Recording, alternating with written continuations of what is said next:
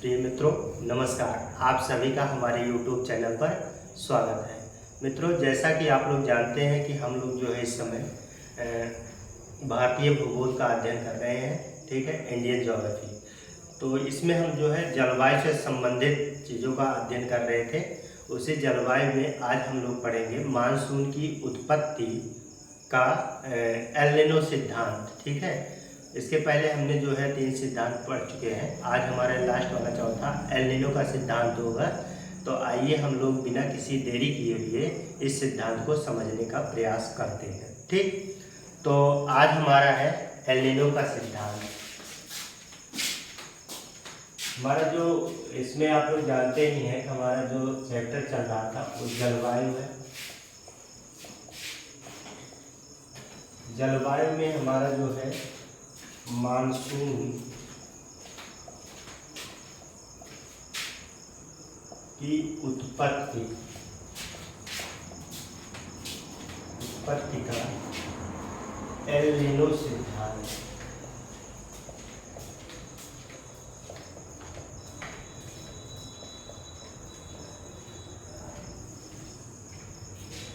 आज हम लोग जो है एल नीनो सिद्धांत के बारे में जानकारी प्राप्त करेंगे। ये वास्तव में थोड़ा सा पेचीदा है, लेकिन हम इसे आसान भाषा में समझने का प्रयास करेंगे, एल नीनो और ला नीनो को, ठीक है। तो आप लोग जो है यहाँ पे सबसे पहले हम लोग जो है एक प्रयास ये करते हैं कि एक थोड़ा सा जो है रफली एक विश्व का मैप बना लेते हैं, फिर वहाँ से बात को समझते हैं, ठीक है। तो हम जो है एक रफली विश्व का मैप बनाएंगे और छोटा सा मैप बनाएंगे।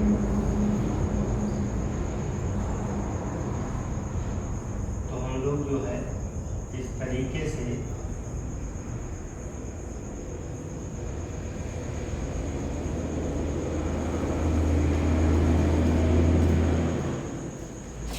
विश्व का एक रफली जो है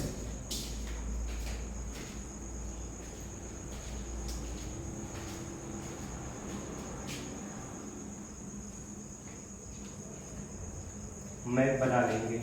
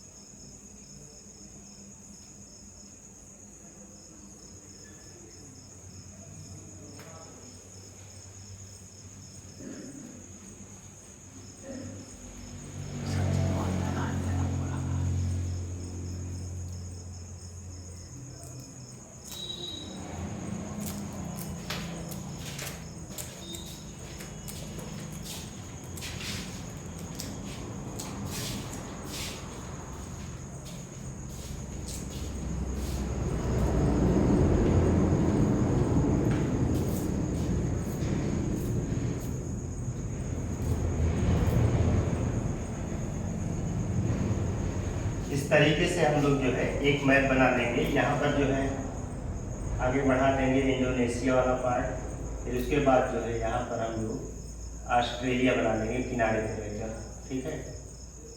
केवल समझाने के लिए हम लोग बना रहे हैं, क्योंकि हमारे पास स्पेस कम है। हम अपनी बात को आप तक पहुँचाने का प्रयास कर रहे हैं। तो आप देखते होंगे कि इधर जो है हमारा प्रशांत महासागर है, प्रशांत महासागर, ठीक है। बीच में हमारा अटलांटिक महासागर है, अटलांटिक महासागर। और यहाँ पर देख रहे होंगे कि हमारा हिंद महासागर है, हिंद महासागर, ठीक है। ये हमारा भारत है, ये आपका अफ्रीका है, अफ्रीका महाद्वीप है। ये दक्षिण अमेरिका है, अमेरिका है। ये उत्तर अमेरिका है। ये आपका जो है यूरोप है, और ये एशिया वाला पार्ट है, यहाँ पर ऑस्ट्रेलिया है, ठीक है। तो ये ऑस्ट्रेलिया है, तो इधर प्रशांत महासागर है, इसके इधर भी प्रशांत महासागर वाला क्षेत्र है, ठीक। तो फिर जो है अब यहाँ पर हमें मानसून में जो है एल नीनो का सिद्धांत पढ़ना है। तो आप देखेंगे यहाँ पर जो है एक देश है जिसे पेरू कहेंगे, ये पेरू देश है। कौन सा देश है? पेरू है, पेरू, ठीक है। तो पेरू एक देश है, कहाँ पर है? दक्षिण अमेरिका में। दक्षिण अमेरिका का एक देश है जिसका नाम क्या है? पेरू है, ठीक है। तो यहीं पर जो है एल नीनो एक छोटी सी गर्म जलधारा है, ठीक। तो आइए हम बात को समझते हैं कि ये कैसे क्रिएट होता है, क्या इसके इफेक्ट्स होते हैं। तो यहाँ पर देखिए कि जब ये एल नीनो उत्पन्न होगा तो ये जो है महासागर और वायुमंडल को जो है ये प्रभावित करेगा, ठीक है। तो ये 3 से 8 वर्षों में जो है के अंतराल पर जो है ये उत्पन्न होता है, ठीक। तो इसको आप लोग नोट करेंगे कि एल नीनो 3 से 8 वर्षों के अंतराल पर महासागरों एवं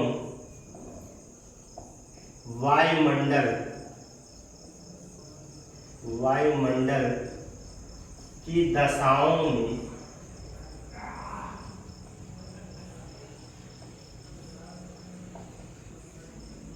एक विशेष परिवर्तन, एक विशिष्ट परिवर्तन करता है, ठीक है। इस पॉइंट को आप लोग जानते रहिए कि जिस समय एल नीनो आता है वो जो है पहली बात तो 3 से 8 वर्षों के अंतराल पर आता है, ठीक है। और ये जो है महासागर और वायुमंडल की दशाओं में जो है एक विशेष प्रकार का परिवर्तन कर देता है, ठीक। तो इस बात को आप लोग समझ गए होंगे, ठीक। अब यहाँ पर एल नीनो जो होता है, एल नीनो पेरू के तट पर जो है आप लोग वैसे देखेंगे यहाँ पर एक हम्बोल्ट या पेरू तट की जलधारा बहती है, ठीक है। तो इस पॉइंट को नोट करेंगे। और ये जलधारा कैसी होती है? ठंडी जलधारा। आमतौर पर यहाँ पर जो है एक जलधारा बहती है, जलधारा चलती है, ठीक है, इसके किनारे पर। इसे हम्बोल्ट की धारा कहते हैं। इसे क्या कहते हैं? हम्बोल्ट की धारा कहते हैं, ठीक है। तो यहाँ पर नोट करेंगे कि दक्षिण अमेरिका के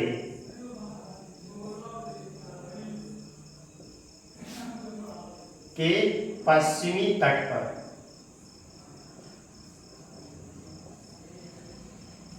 हम्बोल्ट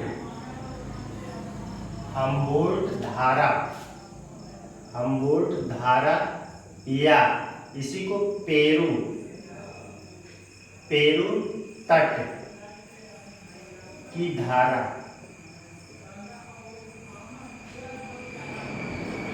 कहते। पेरू तट की धारा जो कैसी धारा होती है? ठंडी जल धारा है, ठंडी जल धारा है, ठीक है। इस बात को जानते रहिए। ठंडी जलधारा चलती है, ठीक है, चलती है मतलब उत्पन्न होती है। तो यहाँ पर एक जलधारा उत्पन्न होती है जो काफी ठंडी जलधारा होती है, यहाँ पे उत्पन्न होती है, ठीक है। इसे हम्बोल्ट की जलधारा या इसे पेरू की जलधारा कहा जाएगा। इतनी बात आप लोग समझ गए हैं। तो ये जलधारा जो है काफी ठंडी होती है। ये इतनी ठंडी होती है कि ये जो है यहाँ नीचे गहराई से ऊपर की तरफ आती है, ठीक है। यह जलधारा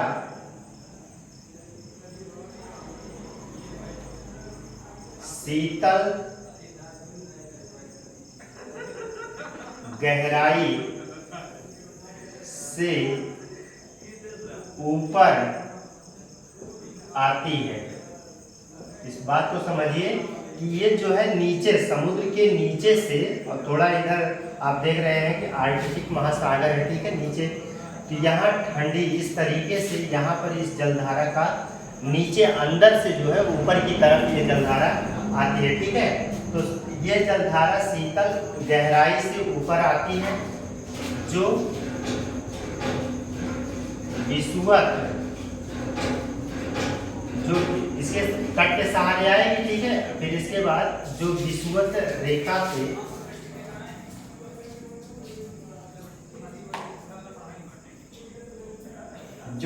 रेखा से पश्चिम की तरफ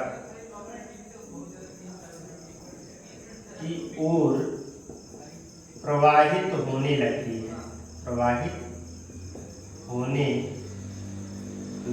है, तथा यह प्रशांत महासागर के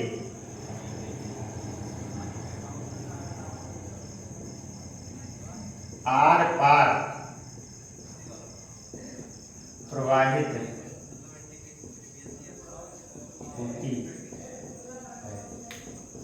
अब इस बात को समझिए, यहाँ से ये धारा आई, ठीक है, अंदर नीचे गहराई से आ रही है, यहाँ पर ये धारा सीधे चली तो पश्चिम की तरफ प्रवाहित होती है, ठीक है। आर पार का मतलब है कि इधर आप देख रहे हैं प्रशांत महासागर का पूर्वी तट है, और फिर इधर देखेंगे, अब पीछे से आप जाइए, ठीक है, पीछे से, अगर यहाँ तो आप व्हाइट बोर्ड में है, पीछे से आप कैसे जाएंगे, लेकिन आप कल्पना करिए कि ये जाके इसका मिलन भी इधर है, इधर भी तो प्रशांत महासागर है, तो ये प्रशांत महासागर का कौन सा तट हो जाएगा, पश्चिमी, ये पूर्वी तट है, और ये प्रशांत महासागर का कौन सा तट हो जाएगा, पश्चिमी तट हो जाएगा, ठीक है। तो पश्चिमी तट अगर ये हो जाएगा प्रशांत महासागर का, तो यहाँ पर जो है आके मिलेगी, ठीक है, यहाँ पर आके मिल जाएगी, ये इस दिशा को अगर आप मोड़ देंगे, आ रही बात समझ में। तो प्रशांत महासागर का ये पूर्वी तट है और ये पश्चिमी तट है, तो पूर्वी तट और पश्चिम से पूरब, फिर पूरब से पश्चिम, इस तरीके से ये धारा चलती रहती है, इस तरीके से ये धारा क्या होती है, चलती रहेगी, ठीक है। तो ये एक ठंडी जलधारा है, इसको भी जानते रहिए कि हमबोल्ट की या पेरू तट की जलधारा को जो है हम ठंडी जलधारा के रूप में जानते हैं। ये जलधारा जो है लगातार चलती रहती है। अब क्या होता है इसके बाद जो है आप देखेंगे कि एल नीनो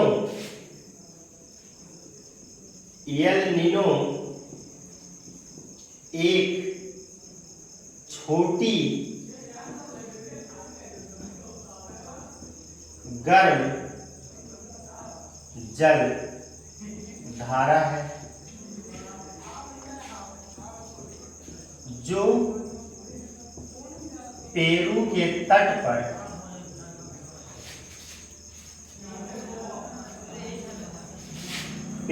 तट पर लगभग 25 दिसंबर के आसपास उत्पन्न होती है। जो 25 दिसंबर के आसपास जो है ये उत्पन्न होती है, कहाँ, पेरू के तट पर, ठीक है। पेरू के तट पर ये जलधारा लगभग 25 दिसंबर को उत्पन्न होती है, इसलिए इसे ईसा का शिशु कहते हैं, ठीक है। इसी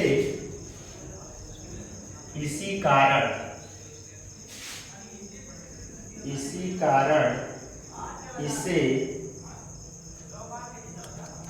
ईसा का शिशु भी कहा जाता है। इतनी बात आप लोग समझ गए होंगे कि इसे ईसा का शिशु भी कहा जाता है, ठीक है। तो इसी कारण इसे ईसा का शिशु भी कहा जाता है। तो अब जो है यहाँ पर आप देख रहे हैं एक छोटी सी गर्म धारा उत्पन्न हो गई, ठीक है, जिसे हमने क्या कह दिया, क्या नाम दे दिया, एल नीनो नाम दिया, ठीक है। पेरू के तट पर उत्पन्न हो रही है। अब क्या होगा कि अब जो है यहाँ पर जो शीतल गहराई से ऊपर उठने वाली ठंडी धारा जब ये उत्पन्न होगा तो वो बंद हो जाएगी, यानी कि शीतल जो गहराई से ऊपर आ रही थी यानी कि हमबोल्ट की धारा क्या हो जाती है, वो बंद हो जाती है। ठीक है, और जब वो धारा बंद हो जाएगी तब क्या होगा कि ये ऊपर वाली जो पश्चिम की तरफ गई थी हमबोल्ट की धारा वो पुनः जो है यहाँ पर इस पे आके मिल जाएगी और यहाँ तट वाले भाग को काफी गर्म कर देगी। ठीक है, इस बात को यहाँ पर इसका स्क्रीनशॉट ले लीजिए, फिर हम आपको आगे बता रहे हैं। इतने का आप लोग स्क्रीनशॉट ले लीजिए या लिख लीजिए, फिर हम आगे आप लोगों को बता रहे हैं। ठीक है, नोट कर लीजिए।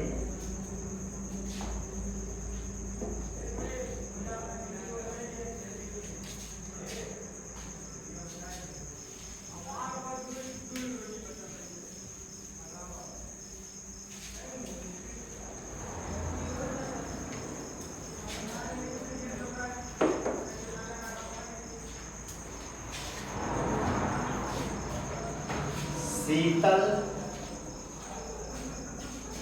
गहराई से ऊपर आने वाली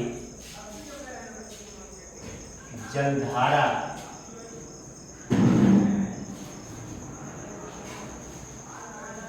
तब बंद हो जाती है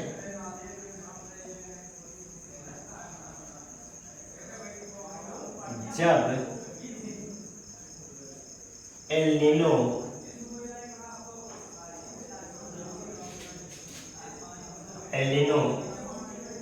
प्रभावी होता है,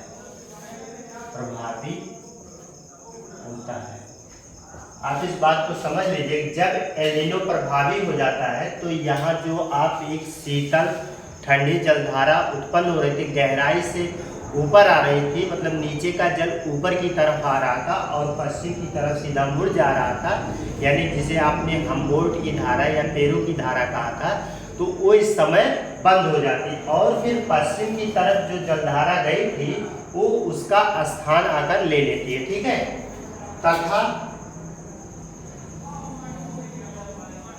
पश्चिम की ओर से आने वाली ठंडी जलधारा, ये भी ठंडी जलधारा होगी, जो इधर से आप इधर को देखेंगे ये जलधारा आ रही है, इस ठंडी वाली जलधारा का स्थान ले लेती है। ठीक है, तथा पश्चिम की ओर से आने वाली ठंडी जलधारा इसका स्थान ले लेती है, इसका स्थान ग्रहण कर लेती है।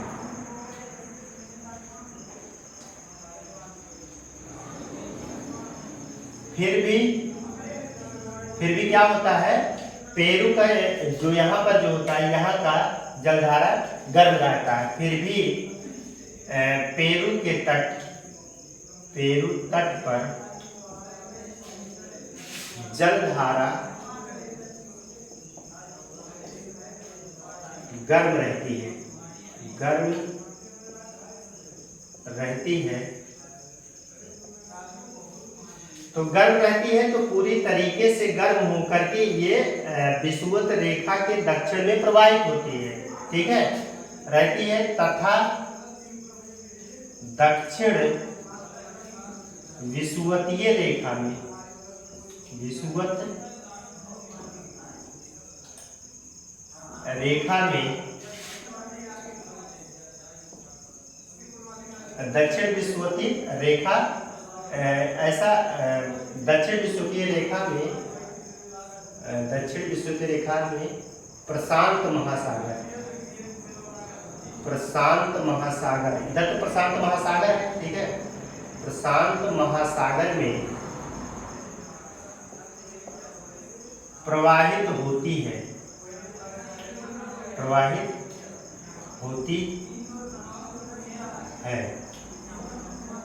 ठीक है, प्रवाहित होती रहती है। दक्षिण विषुवत रेखा के नीचे जो है ये पूरी तरीके से प्रवाहित होती है और फिर इसका टेम्परेचर जो है धीरे धीरे यहाँ पर जो है आप देखेंगे कि जलधारा अगर गर्म हो गई है तो इसका टेम्परेचर धीरे धीरे जो है पूरे प्रशांत महासागर पर फैल जाता है। ठीक है, तो ये गर्म जलधारा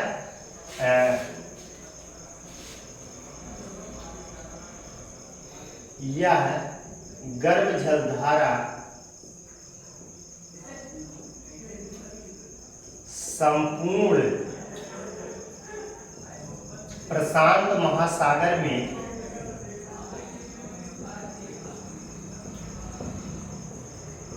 प्रवाहित होने लगती है, प्रवाहित होने लगती है। ठीक है, आप धीरे धीरे देखेंगे कि ये पूरे जलधारा पूरे प्रशांत महासागर में प्रवाहित होती है। तो इस धारा की दिशा क्या होती है? इसकी दिशा सदैव पूर्व से पश्चिम की ओर होती है। इसकी दिशा पूरब से पश्चिम होती है। कहने का मतलब है कि इस तरीके से, ठीक है, एंटी क्लॉकवाइज जो है ये प्रवाहित होती रहती है। ठीक है, तो अब चूंकि पूरे प्रशांत महासागर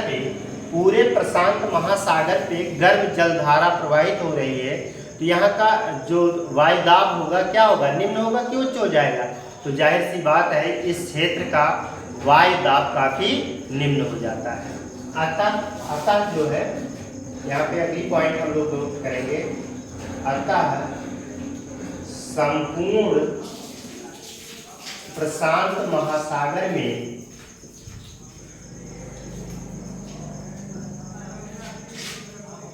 उच्च तापमान होने के कारण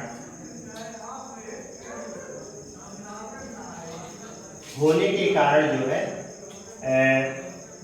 निम्न वायुदाब का क्षेत्र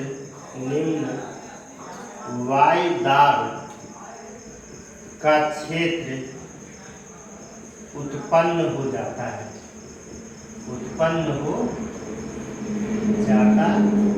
ठीक है, तो संपूर्ण प्रशांत महासागर में एक निम्न वायुदाब का क्षेत्र उत्पन्न हो जाता है। तो इस बात को आप समझ लीजिए, हमारा मतलब था कि यहाँ पूरे प्रशांत महासागर पे निम्न वायुदाब का क्षेत्र। तो एल नीनो का प्रभाव क्या हुआ? एल नीनो का प्रभाव ये हुआ कि संपूर्ण प्रशांत महासागर में निम्न वायुदाब का क्षेत्र जो है उत्पन्न कर देना। ठीक है, अब यहाँ पर अगर संपूर्ण प्रशांत महासागर में निम्न वायुदाब का क्षेत्र उत्पन्न हो गया है, तो कभी कभी इस वायुदाब का प्रभाव जो है, निम्न वायुदाब का प्रभाव आपके हिंद महासागर में और भी हिंद महासागर के पूर्वी मध्यवर्ती भागों में पड़ता है। ठीक है, और जब पूर्वी मध्यवर्ती भाग हिंद महासागर के पूर्ववर्ती मध्यवर्ती सागर में जो है वहां पे निम्न वायुदाब उत्पन्न हो जाता है, तो उसी समय यानी कि ग्रीष्म काल में, यहाँ पे हम लोग ग्रीष्म काल की बात कर रहे हैं, तो ग्रीष्म काल में भारतीय उपमहाद्वीप पर भी निम्न वायुदाब रहता है। चूंकि ग्रीष्म काल में क्या होता है, सूर्य की किरणें भारत में जो है कर्क रेखा के ऊपर चमकती हैं। ठीक है, उसी कर्क रेखा पर लंबवत पड़ती हैं। तो कहने का मतलब है कि हमारे भारतीय उपमहाद्वीप पर भी तापमान अत्यधिक होता है, इस वजह से वहां भी निम्न वायुदाब का क्षेत्र उत्पन्न रहता है। ठीक, अब इस क्षेत्र में अगर निम्न वायुदाब का क्षेत्र उत्पन्न है और आप देखेंगे हिंद महासागर में निम्न वायुदाब का क्षेत्र है उत्पन्न हुआ है, तो इससे क्या सिद्ध होगा कि जो हिंद महासागर में निम्न वायुदाब वाला क्षेत्र उत्पन्न हुआ है ये अपेक्षाकृत बहुत कम होता है। तो यहाँ अरब सागर से आप देखेंगे, अरब सागर पे थोड़ा बहुत या आपके भारतीय उपमहाद्वीप पर जो है उच्च दाब की स्थिति होती है, और उच्च दाब की स्थिति होने के कारण जो है वो हवाएं हिंद महासागर में उत्तर पूर्व की ओर प्रवाहित होने लगी। किस तरफ से? हिंद महासागर के उत्तर आप लोग जो है इसको पश्चिम दक्षिण की तरफ जो है प्रवाहित होने लगती है। इसलिए जो है यहाँ पर इस समय भारत में बारिश होने के आसार काफ़ी खत्म हो जाते हैं। और सूखे की स्थिति उत्पन्न हो जाती है। ठीक है, इस पॉइंट को आप लोग नोट करिए, फिर हम बताते हैं। यहाँ आप लोग इसको स्क्रीनशॉट ले लीजिए, फिर आगे हम लोग लिखते हैं। अभी बात समझ में आ जाएगी आप लोगों को।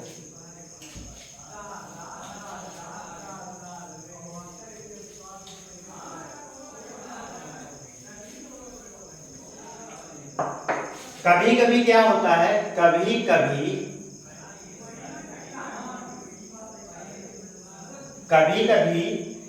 यह निम्न वायु दाब का क्षेत्र, यह निम्न वायु दाब का क्षेत्र,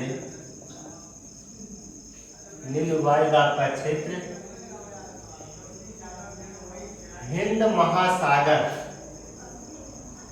महासागर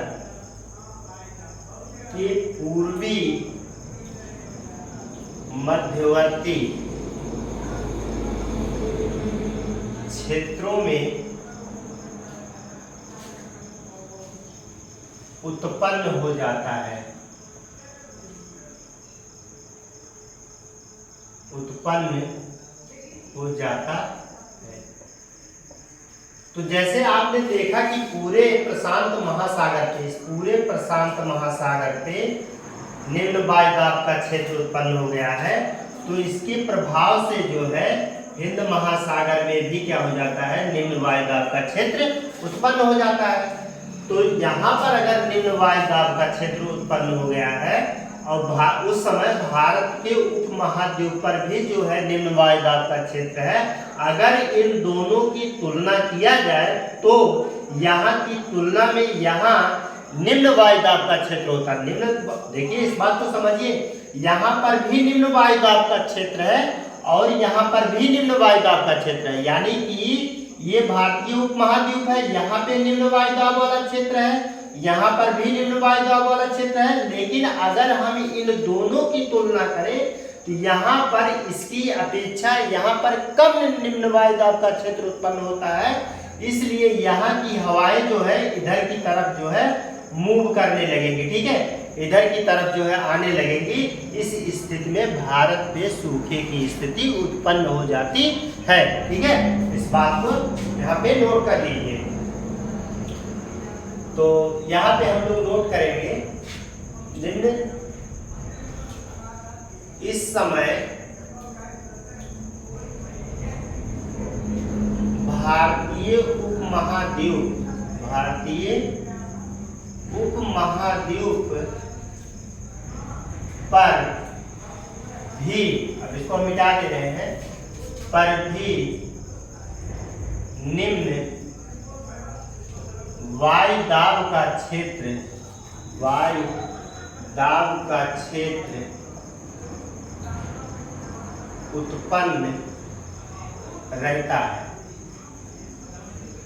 वायु दाब का क्षेत्र उत्पन्न रहता है, जो हिंद महासागर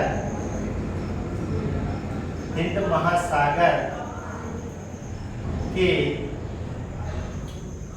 निम्न वायु दाब की तुलना में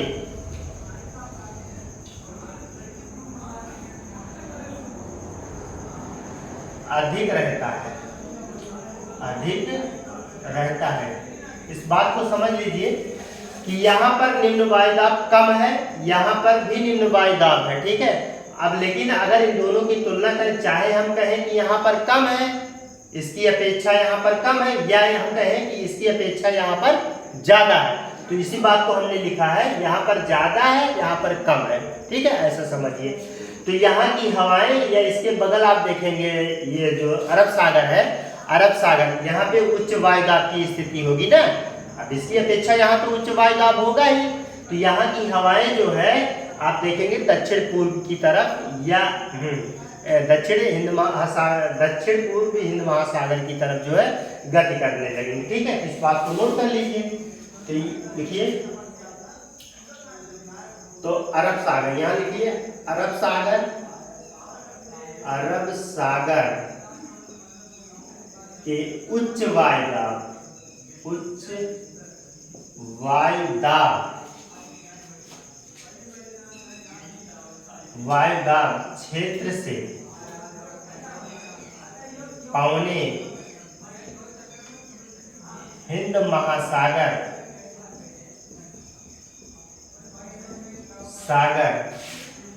के दक्षिण पूर्व, ये वाली दिशा देख रहे हैं तो दक्षिण पूर्व ना, दक्षिण पूर्व की ओर प्रवाहित होने लगती है। अगर यहाँ की हवाएं, ठीक है, यहाँ की हवाएं इधर प्रवाहित होने लगेंगी तो यहीं की हवाएं तो यहाँ पे दक्षिण पश्चिम मानसून होने का कारण बन रही थी, ठीक है। तो यहाँ की हवाएं जब इधर चली जाएंगी तो भारत की वो हवाएं आएंगी नहीं, ठीक है। इसलिए इस समय भारत में जो है सूखे की स्थिति उत्पन्न हो जाएगी, ठीक है, होने लगती है।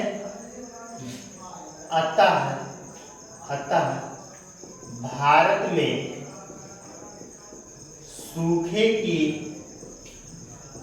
स्थिति उत्पन्न हो जाती है,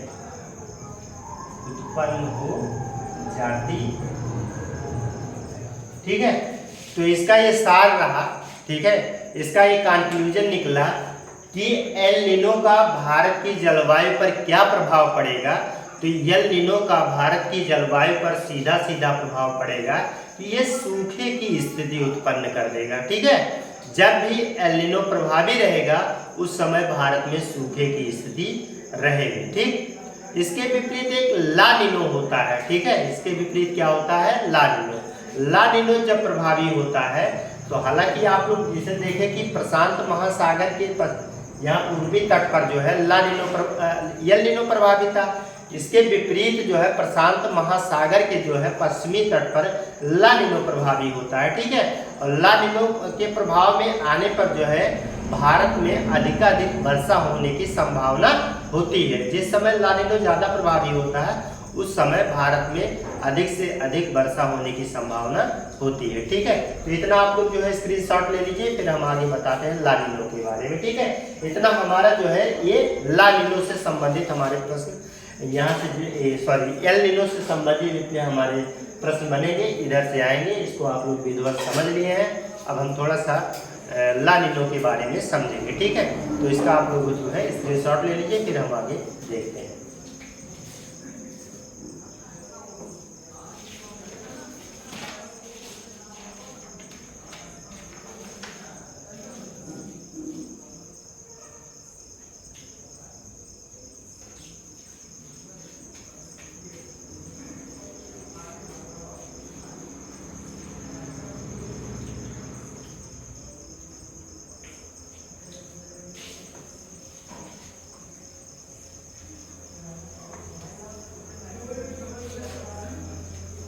तो ये नीनो आप लोग देख लिए हैं। थोड़ा सा ला नीनो के बारे में आप लोग देखिए।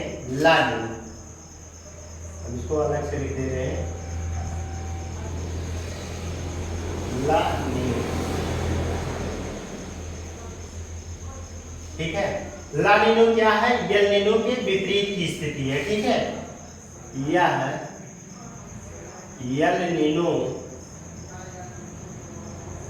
के विपरीत की स्थिति, यह एल नीनो के विपरीत की स्थिति होती है।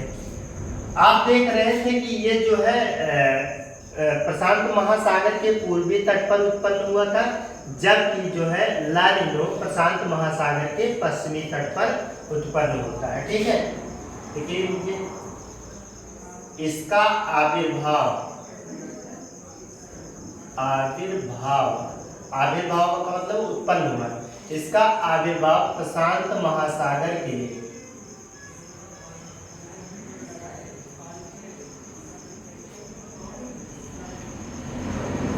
पश्चिमी तट पर होता है, ठीक है। तो इसका आविर्भाव पश्चिमी तट पर होता है, ठीक है। तो आप पश्चिमी तट पर देखेंगे, अब पूरा आप लोग जो बैक जाएंगे तो इधर आएंगे, ठीक है। इधर जब आएंगे तो आप जो है यहाँ पर देखेंगे नीचे इंडोनेशिया, उसके समीपवर्ती क्षेत्रों में इसका प्रभाव ज़्यादा होगा। ठीक है, तो एक चीज और यहाँ पे समझ लेंगे, ये जो है उष्णकटिबंधीय क्षेत्र, इस समय जो है यहाँ पर जो है उष्णकटिबंधीय क्षेत्र होता है। तो उष्णकटिबंधीय क्षेत्र में इस समय क्या होता है, तापमान अधिक होता है। ठीक है, तो तापमान जब अधिक होगा तो यहाँ पर जो है वाष्पीकरण की क्रिया हो जाएगी और इधर की जो लानिनो होगा वो जलवाष्प ग्रहण कर लेगा और जलवाष्प ग्रहण करके सीधा पश्चिमी क्षेत्र या के समवर्ती क्षेत्र जैसे सीमावर्ती क्षेत्र और इंडोनेशिया देश जैसे देशों में काफ़ी वर्षा करेगा। ठीक है, ये बात यहाँ पर नोट कर लीजिए। ठीक है, तो ये इस तट पर होता है। इसका आविर्भाव प्रशांत महासागर के पश्चिमी तट पर होता है, जहां यहीं पे नोट कर लीजिए, जहां उष्णकटिबंधीय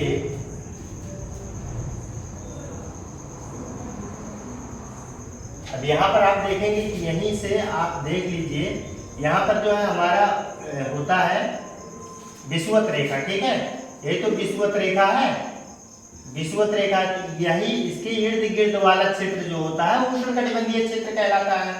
तो अब जो है ला नीनो तो इसके पश्चिमी तट पर है, प्रशांत महासागर तो है ही है, प्रशांत महासागर के पश्चिमी तट पर जो है ला नीनो उत्पन्न होगा। ठीक है, तो पश्चिमी तट पर होता है जहां उष्णकटिबंधीय क्षेत्र में तापमान उच्च होने के कारण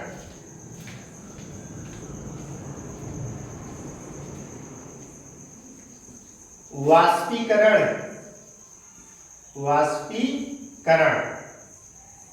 अधिक होता